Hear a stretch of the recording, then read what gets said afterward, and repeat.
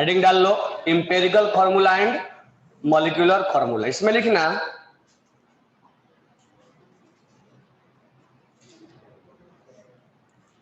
we have just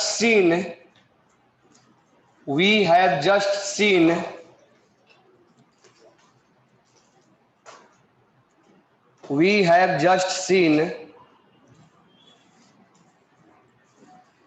that knowing KNOWNING that knowing molecular formula of the compound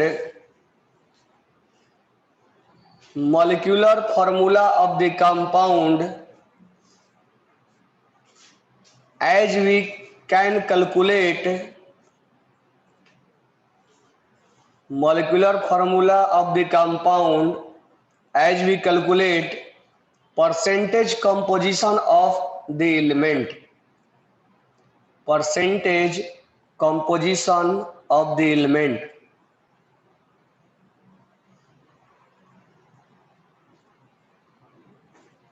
next point लिखना the empirical formula of a compound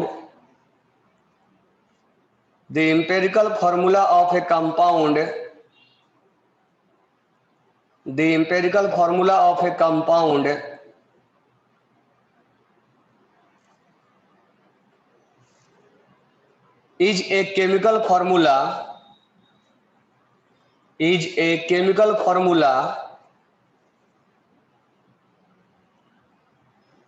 showing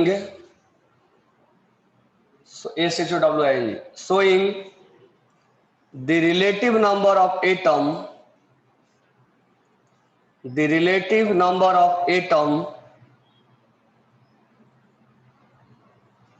in the simplest ratio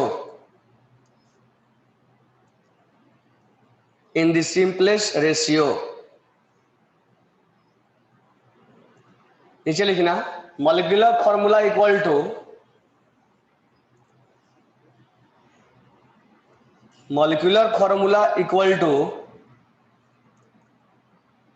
empirical formula into n where n equal to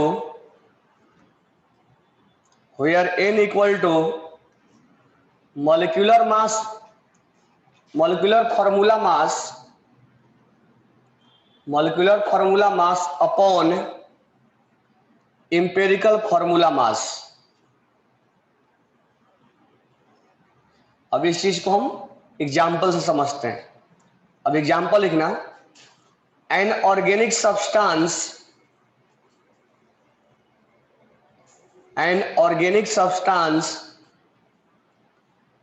containing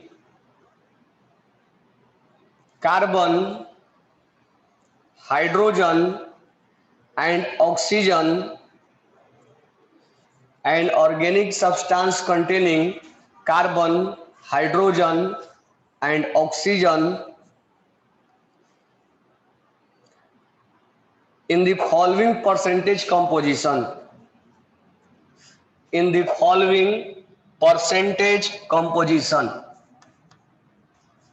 उस compound में जो organic compound है उसके अंदर carbon जो है 40.687% है,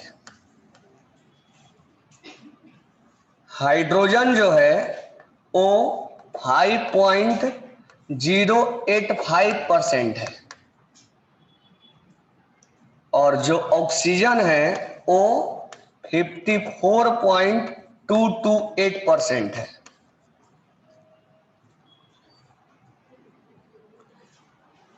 लिख लिए। आगे लिखना the molecular weight of compound is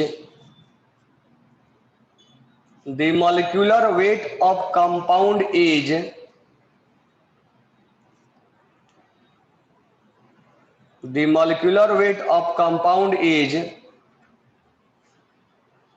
118 gram. Full stop डाल के लिखना calculate empirical formula of the compound.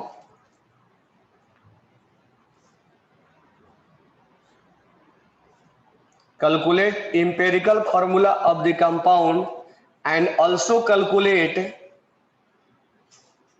molecular formula of the compound and also calculate molecular formula of the compound. अब ध्यान से देखना, एम्पेरिकल फॉर्मूला कैलकुलेट करना आसान होता है, कैसे कैलकुलेट किया जाए, बस इसमें थोड़ा सा कैलकुलेशन आएगा।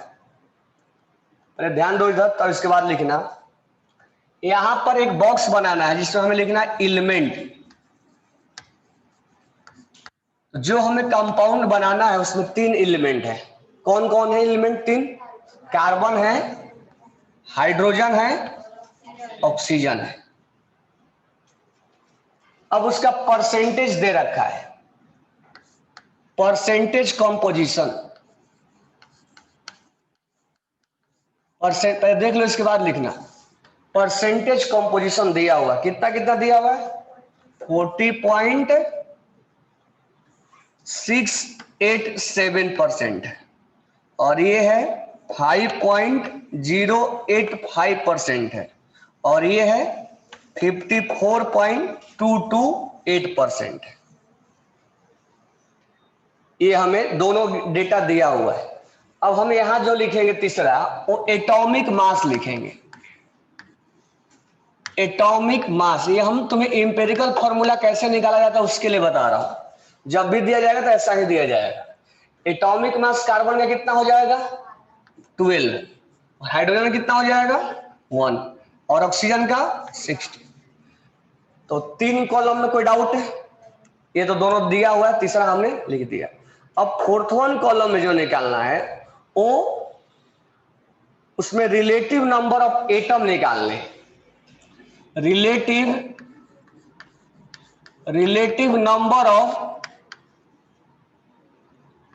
नंबर ऑफ एटम निकालना है।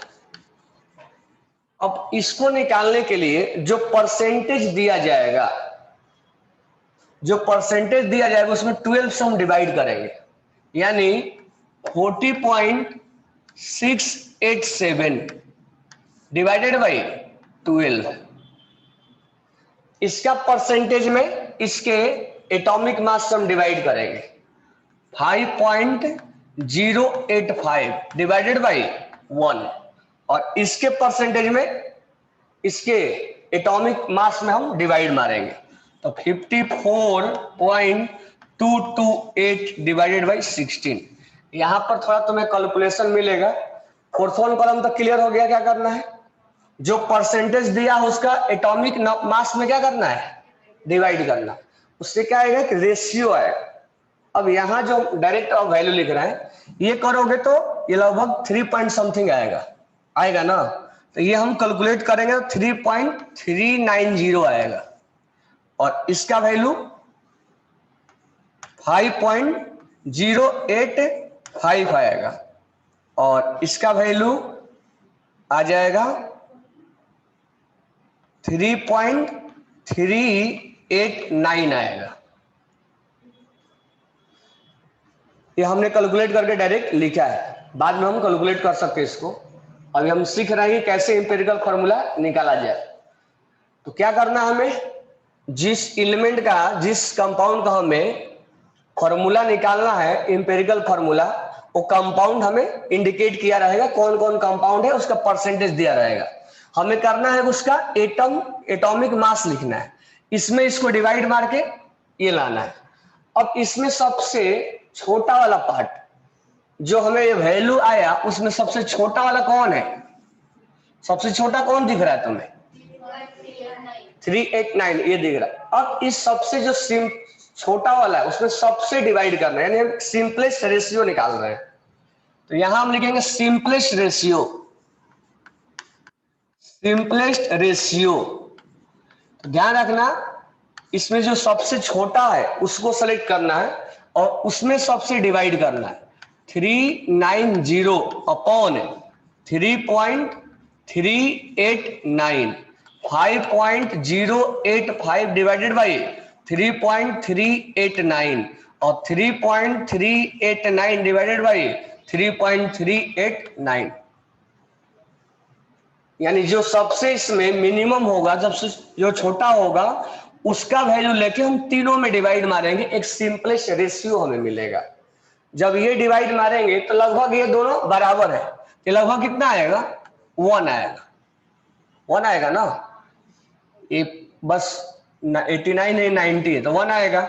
यहां जो हम अगर वैल्यू डिवाइड मारेंगे तो ये 1.5 आएगा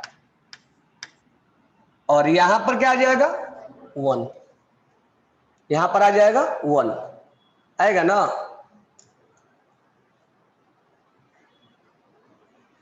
आया कि नहीं आएगा। अब ये हमें आया डेसिमल में, तो डेसिमल में आया तो हम क्या कर देंगे कि ये डेसिमल हट जाएगा, क्योंकि हम फॉर्मूला बनाते समय डेसिमल तो लिखते नहीं है, तो ऐसा क्या कर दे कि इसमें डेसिमल हट जाए, इसमें 2 से मल्टीप्लाई कर दे, करेंगे तो सब में करेंगे, इसमें 2 से क्या कर दे, इसमें क्या करें 2 से मल्टीप्लाई कर दे, तो ये वैल्यू कितना आ गया 2, ये कितना आ गया, ये कितना आ गया 2 आ गया। अब हम अपने फाइनल स्टेज पे पहुंच चुके हैं। कार्बन कितना आ गया, हाइड्रोजन कितना आ गया और ऑक्सीजन कितना आ गया, ये इसका हो गया इंपेरिकल फॉर्मूला सबसे सिंपलेस्ट फॉर्म में। सिंपलेस्ट बोले तो अब इसको हम फर्दर ऐसा कोई नंबर नहीं है जिससे हम डिवाइड करके और मिनिमम बना सकते हैं। जैसे मान लो हमें आया C6 और H12 ऐसे आया, तो अभी एक नंबर है जिससे हम डिवाइड करके उसको क्या ला सकते हैं, सिंपलेस्ट ला सकते हैं। जैसे 6 से डिवाइड कर देंगे तो 6C1 और H क्या हो जाएगा, तो ये इसके अब इस सिंपलेस्ट फॉर्म में आ गया। अब कोई नंबर से डिवाइड करोगे तो आएगा तो फ्रैक्शन में आएगा, तो ये सिंपलेस्ट फॉर्म में आ गया, इसका मतलब ये इंपेरिकल फॉर्मूला कहलाएगा। अब उसको फर्दर हम इससे ग्लूकोज का फॉर्मूला क्या होता है,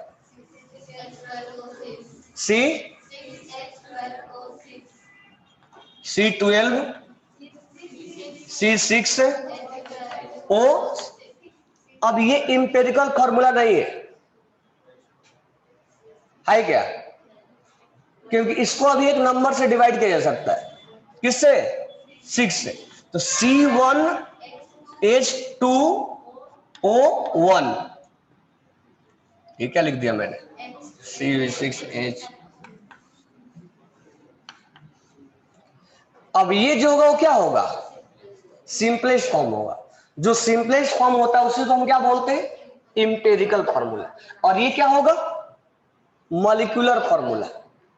ये मॉलिक्यूलर फॉर्मूला और ये दोनों में डिफरेंस समझ में आया। जब हम मॉलिक्यूलर फॉर्मूला को सिंपलेस्ट में लिख देंगे तो वो इंपेरिकल फॉर्मूला बन जाएगा, समझ में आया। तो ये इंपेरिकल फॉर्मूला है और ये मॉलिक्यूलर फॉर्मूला है। तो इंपेरिकल फॉर्मूला सबसे सिंपलेस्ट में होता है। क्या करना है हमें, जिससे हमें कंपाउंड बनाना है उसका परसेंटेज हमें गिवन होगा, हम एटॉमिक मास लिख देंगे, एटॉमिक मास में इसमें डिवाइड करेंगे, ये वैल्यू आएगा।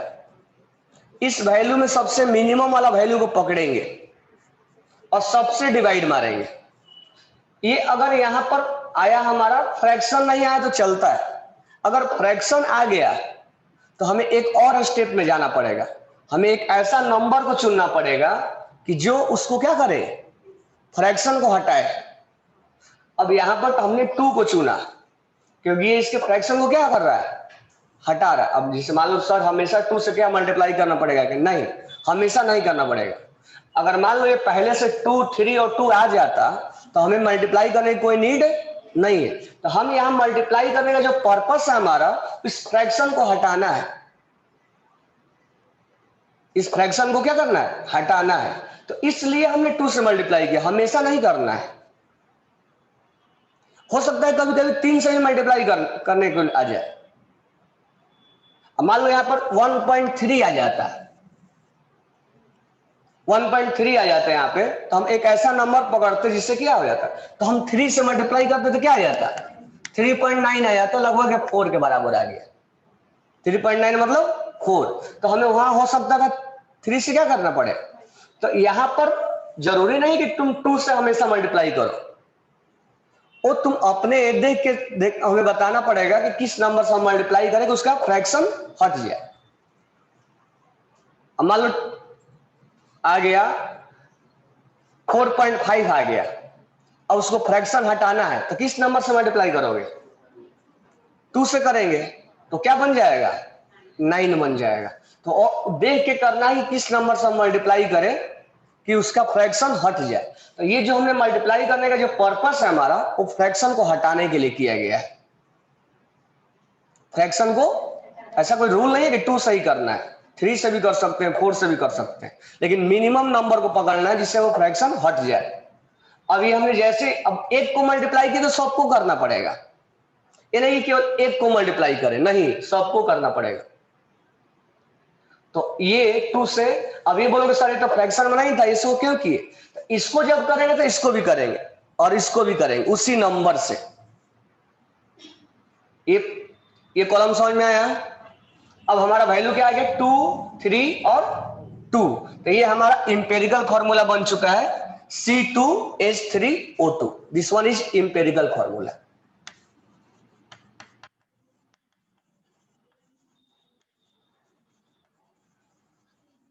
अब ध्यान देना next point.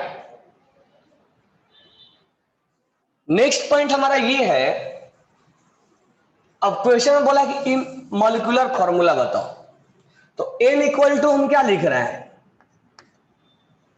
n equal to क्या लिखा हुआ है? Molecular molecular formula mass upon, अब मॉलिक्यूलर फॉर्मूला वो दिया हुआ है मास, कितना मास दिया हुआ है? क्वेश्चन में दिया हुआ है 118 दिया हुआ है, यही है जो गिवन होगा जब हमें n का वैल्यू निकालना हो, क्योंकि हमें मॉलिक्यूलर फॉर्मूला नहीं मालूम है ना। हमने तो इंपेरिकल फॉर्मूला निकाला लेकिन हमें मॉलिक्यूलर फॉर्मूला नहीं मालूम है, तो वो मॉलिक्यूलर फॉर्मूला का मास कितना होगा वो हमें निकालना है। तो निकालने के लिए गिवन डेटा दिया रहेगा, डिवाइड बाय मास ऑफ। अब इंपेरिकल फॉर्मूला हमने ड्राइव कर दिया है, इसका मास कितना होगा? कार्बन का 24 हो गया और हाइड्रोजन का और ऑक्सीजन का 30। ये हो गया 4 3 7 9 और ये हो गया 59। अब ये हो गया डिवाइड बाई 59। अब ये किससे कैंसिल हो जाएगा? 2 से।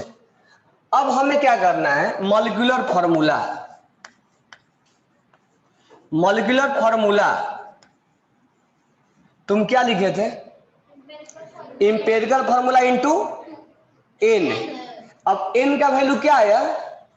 2। इंपेरिकल फॉर्मूला हमारा क्या आया? C2, इसमें हम किससे मल्टीप्लाई कर दें? n। n कितना आ गया हमारा? n हम ऐसे कैलकुलेट करेंगे, सिंपल है कैलकुलेट करना n। अब 2 से मल्टीप्लाई कर दो, क्या आ गया ये? C4H6O4। लेकिन ये सिंपलेस्ट फॉर्म में नहीं है, और वो तो जो सिंपलेस्ट फॉर्म होगा उसको हम इंपेरिकल बोलेंगे और इसको क्या बोलेंगे? मॉलिक्यूलर बोलेंगे।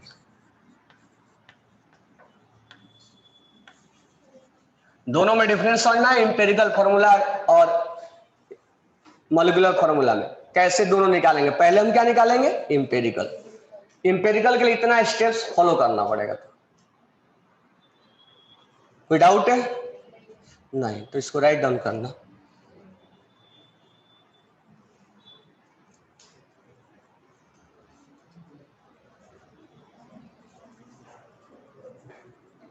पहले इंपेरिकल फॉर्मूला निकालने के लिए नोट डाउन करो, कॉलम बनाओ,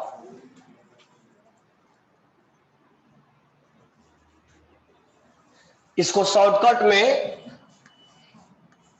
EF और MF बोला जाता है।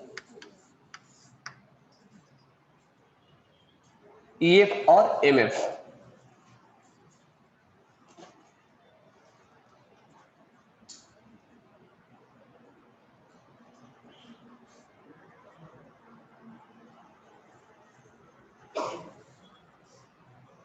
क्लियर हो गया सबको? ये आसान है ना?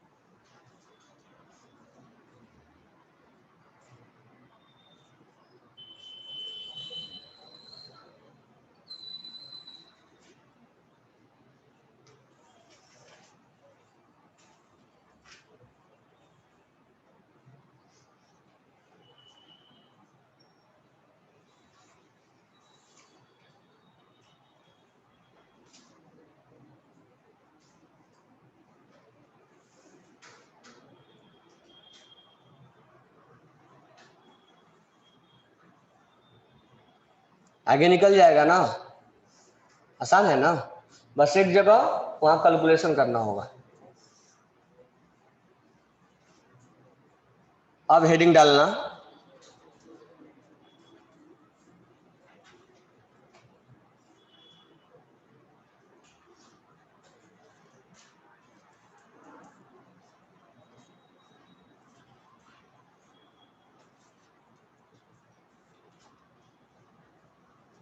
अब हेडिंग डालना density, right down heading dense, ये लिखे क्या, ये लिख लिए होगे ना।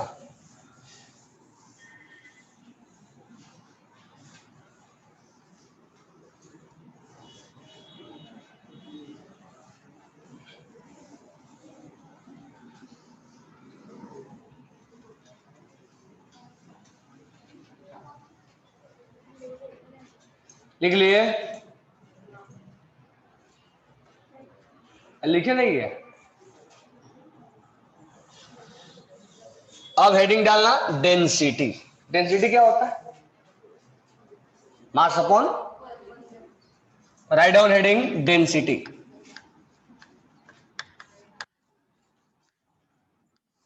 डेंसिटी को हम पढ़ेंगे एब्सोल्यूट डेंसिटी और एक होता है relative density. First one is absolute density. Absolute density का मतलब हो गया density equal to mass upon volume, और यूनिट का बात करें तो मास को हम ग्राम में लेते हैं, वॉल्यूम को एमएल में, तो gram per ml equal to gram ml inverse. अब एक होता है रिलेटिव डेंसिटी, रिलेटिव डेंसिटी जिसको बोला जाता है specific density, specific density. Relative मतलब किसी के रिस्पेक्ट में, तो हम लिखेंगे density of any substance, density of any substance divided by density of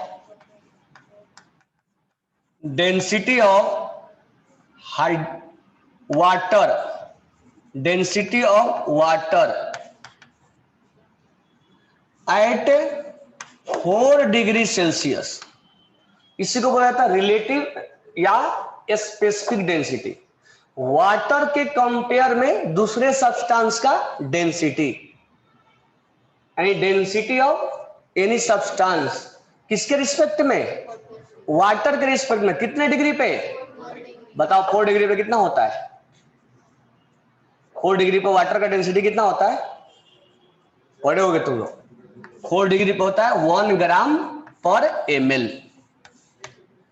density of water is 1 ग्राम पर ml है, ml बोले तो, ml बोले तो मिलीलीटर ना,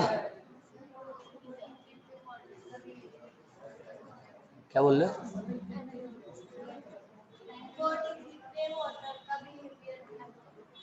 4 डिग्री पे वाटर का बिहेवियर क्या होता है, हाँ एनोमलस, उस पे सबसे हाईएस्ट डेंसिटी दिखाता हो, 1 ग्राम पर ml दिखाता हो। तो हमारा क्या हो गया formula, density of any substance divided by 1 ग्राम पर ml। इसका मतलब ये हुआ, अच्छा रिलेटिव डेंसिटी, ए भी डेंसिटी और ए भी डेंसिटी है, तो दोनों यूनिट क्या हो जाएगा, कैंसिल, यूनिट कैंसिल हो जाएगा ना। तो रिलेटिव डेंसिटी जो क्या होगा, यूनिट लेस होगा। इसका मतलब जब तुमसे न्यूमेरिकल्स में बोलेगा कि रिलेटिव डेंसिटी या स्पेसिफिक डेंसिटी इतना है, इसका मतलब तुम्हें क्या समझना है, वो डेंसिटी ऑफ सब्सटेंस के बारे में बोल रहा है। यहाँ नीचे 1 आ गया, इसका मतलब relative density equal to density of substance आ गया। यानी हम इसमें फॉर्मूला को यूज नहीं करना है। अगर न्यूमेरिकल्स में तुमसे लिखे कि स्पेसिफिक डेंसिटी दिया है, इसका मतलब कुछ और नहीं दिया है। क्या दिया है? वो डेंसिटी ऑफ, या तो ये लिखे या तो ये लिखे, बात एक ही है। तो हम लिख सकते हैं कि रिलेटिव डेंसिटी, रिलेटिव डेंसिटी और स्पेसिफिक डेंसिटी। स्पेसिफिक डेंसिटी के नीचे तो 1 ही रहना है हमेशा। इक्वल टू क्या आ गया? Density of any substance. कहने का मतलब यह है कि अगर जब जब तुम्हें न्यूमेरिकल्स में स्पेसिफिक डेंसिटी दिया रहेगा तो वहां पर घबराने की बात नहीं। क्या दे दिया? वो क्या दिया है?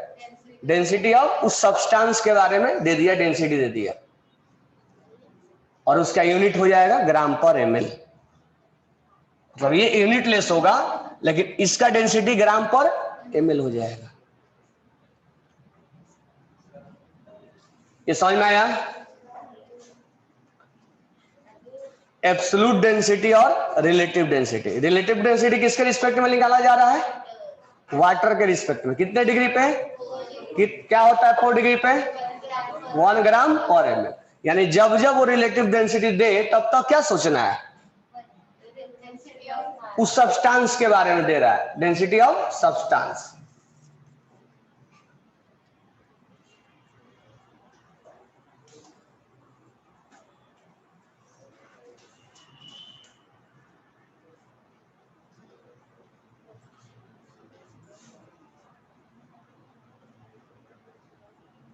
अब नेक्स्ट लिखना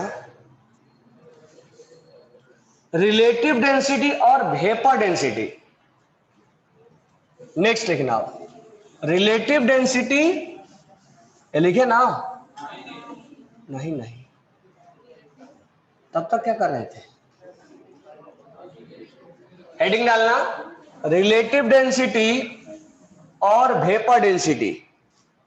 ये भी अपने आप में क्या है? रिलेटिव है।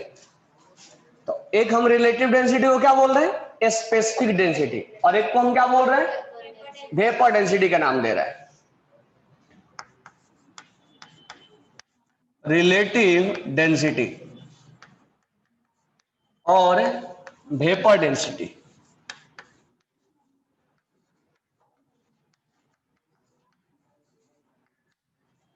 रिलेटिव डेंसिटी और वेपर डेंसिटी।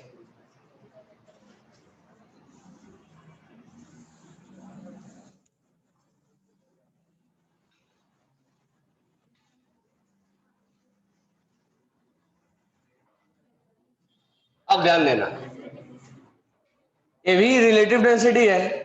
तो डेंसिटी ऑफ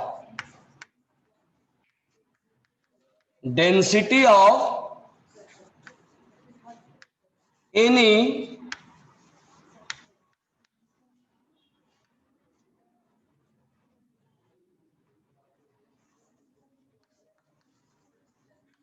सब्सटेंस किस फेज में? In vapour phase. In vapour phase divided by water नको, हाँ, डेंसिटी ऑफ हाइड्रोजन लिया जाता है। डेंसिटी ऑफ हाइड्रोजन एट जो टेम्परेचर और प्रेशर इसका होगा, वो टेम्परेचर और प्रेशर, यानी सिमिलर टेम्परेचर एंड प्रेशर पे, eight similar temperature and pressure. देखो दो आया, एक आया स्पेसिफिक डेंसिटी, उसको भी हम क्या बोलते हैं? Relative density. तो किसके रिस्पेक्ट में कैलकुलेट कर रहा है? वाटर के रिस्पेक्ट में। और ये किसके रिस्पेक्ट में है? हाइड्रोजन के रिस्पेक्ट में। लेकिन इसके साथ एक कंडीशन लगा हुआ है कि जो वेपर यहां पर होगा उसका जो टेम्परेचर और प्रेशर होगा वो टेम्परेचर और प्रेशर हाइड्रोजन का भी होगा। समझ में आया क्या? अब तुम याद करो, ये समझ में आएगा, दोनों पॉइंट दोनों रिलेटिव है, एक वाटर के रिस्पेक्ट में है और एक वाटर वेपर वाटर हाइड्रोजन के रिस्पेक्ट में, एक वाटर के रिस्पेक्ट में। जब वाटर के रिस्पेक्ट में होगा तो क्या होगा? स्पेसिफिक डेंसिटी, और जब हाइड्रोजन के रिस्पेक्ट में होगा तो वेपर डेंसिटी। अब तुम याद करो, जब मैं तुम्हें एवोगाड्रो लॉ पढ़ाया था, उसमें क्या बोला था? जब दो कंटेनर का टेम्परेचर और प्रेशर सेम रहेगा तो उसका वॉल्यूम क्या होता है? लिखवाया था तुम्हें। मोल क्या होते हैं? मॉलिक्यूल्स क्या होते हैं? लेकिन एटम सेम, ये लिखवाया था ना। तो इस कंटेनर का टेम्परेचर और प्रेशर और इसका सेम है। इसका मतलब अगर मैं यहां पर और उसको ऐसे लिखूं कि डेंसिटी इक्वल टू क्या होता है? मास। मास उस किसका? उस सब्सटेंस का। किस फेज में? वेपर फेज में।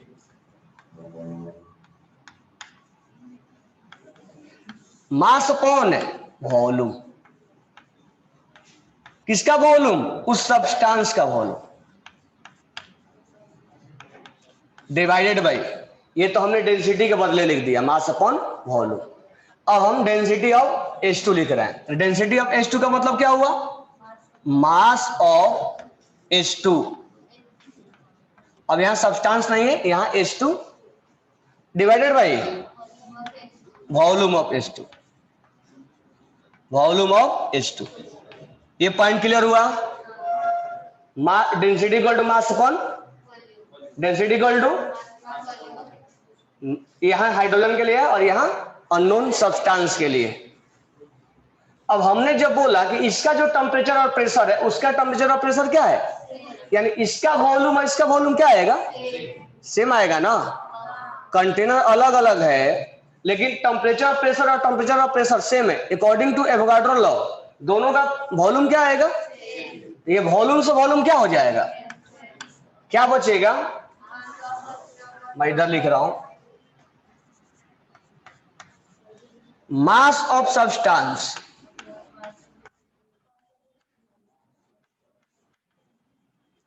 अरे मास कुछ और नहीं है, मॉलिक्यूलर मास है ये। क्या है? Molecular mass upon mass of H2। कितना होता है मास ऑफ H2? 2 होता है ना। तो यहां क्या लिख देंगे? हमारे को एक नया फॉर्मूला बन गया। क्या? वेपर डेंसिटी, मैं शॉर्टकट में लिख रहा हूं, VD equal to vapour density equal to molecular mass of substance divided by. तो तुम इसको अब डायरेक्ट याद रखोगे, यानी जब जब तुम्हें वेपर डेंसिटी दिया रहेगा तो तुम 2 से मल्टीप्लाई कर दोगे तो उसका मॉलिक्यूलर मास आ जाएगा। यानी हम लिख सकते हैं कि molecular mass of any substance equal to vapour density into, तुम जब लेवल 1 में क्वेश्चन लगाए थे, क्वेश्चन आया था वेपर डेंसिटी का ना। तो जब तुम्हें मॉलिक्यूलर मास निकालना होगा तो वेपर डेंसिटी में अगर तुम 2 से मल्टीप्लाई कर दोगे तो क्या आ जाएगा? उसका मॉलिक्यूलर मास आ जाएगा। यानी वेपर डेंसिटी में सिंपली 2 से क्या कर देना है? मल्टीप्लाई। क्या आ जाएगा? मॉलिक्यूलर। क्योंकि एक क्वेश्चन तुम लोग आया था यहाँ लेवल 1 में आया था ना। चलो उसको करा देते हैं, पहले इसको लिख लो।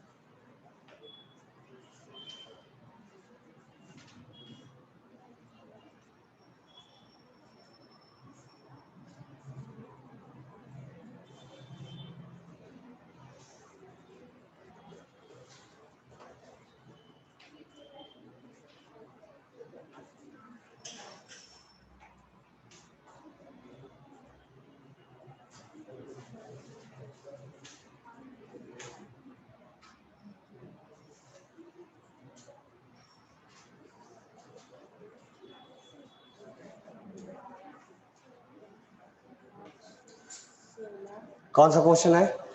क्वेश्चन लिखो।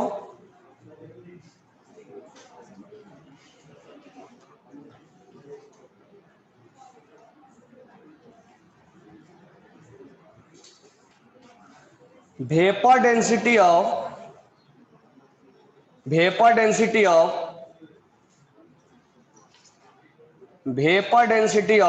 ethyl alcohol, vapor density of ethyl alcohol vapor, question लिखना, vapor density of ethyl alcohol vapor is, vapor density of ethyl alcohol, ethyl alcohol का फॉर्मूला होता है C2H5OH।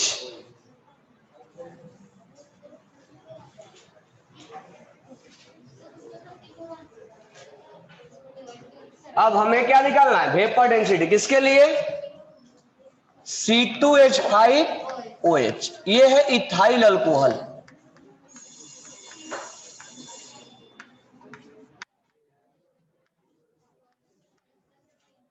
तो वेपर डेंसिटी निकालने के लिए क्या करेंगे? Molecular mass upon 2। अब इसका मॉलिक्यूलर मास कितना है? 24 इसका हो जाएगा, 24 और 5, 24 इसका हो जाएगा, 5 इसका हो जाएगा, 16 इसका हो जाएगा, 1 इसका हो जाएगा, यानी 46 हो जाएगा ना। 24, 25, 30, 40, 46 upon 2 equal to vapour density, molecular mass upon 2 equal to, molecular mass upon 2 equal to कितना आ गया? Vapour density. यही हमारा क्या हुआ? लास्ट में भी लिख लेना, वेपर डेंसिटी जो हम निकालते हैं specific density, sorry vapour density, वो भी क्या होता है? यूनिटलेस होता है, क्योंकि दोनों में क्या होता है, इसलिए यूनिट नहीं लिखा जाता है। तो लिख लेना, vapour density is also unitless, vapour density is also unitless. Clear हो गया ये? चलो, तो इंपेरिकल फॉर्मूला, मॉलिक्यूलर फॉर्मूला हो गया और वेपर डेंसिटी हो गया। नेक्स्ट क्लास में हम परसेंटेज यील्ड और परसेंटेज कंपोजिशन पढ़ाएंगे। तब तक क्वेश्चन आगे करते रहना लेवल 1 में। लेवल 1 अब कंप्लीट हो गया, होमवर्क और क्लास वर्क करके लाना, चेक करेंगे और उसके बाद लेवल 2 बनाना है धीरे धीरे।